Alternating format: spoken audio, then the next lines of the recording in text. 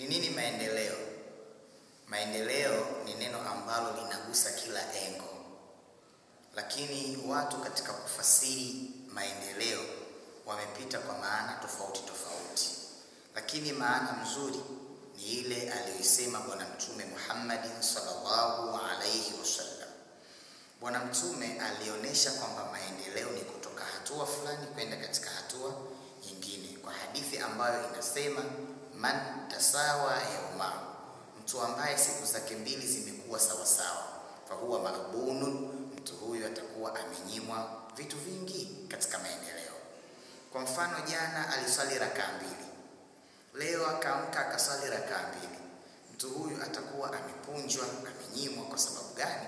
Jana alisali rakaa mbili, leo ilitakiwa asali rakaa 3, 4 hivyo na kuendelea.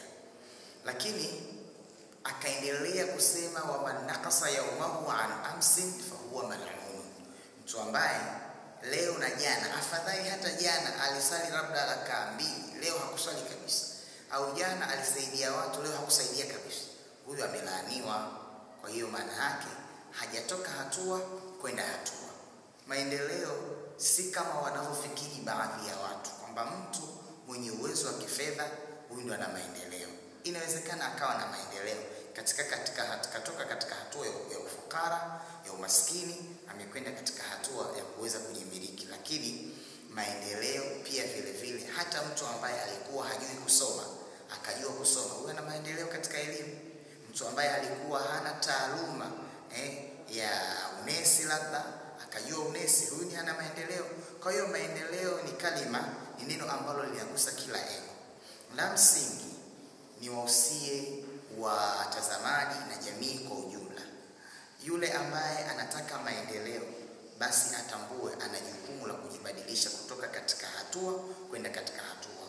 Unaofanya kazi ya kujenga, hakikisha kwamba kama jana ulijenga kwa design ya mjengo huu, basi ongeza maujuzi na mafundi ili watu wakuone umeendelea. Zitakuja issue nyingi za kujenga.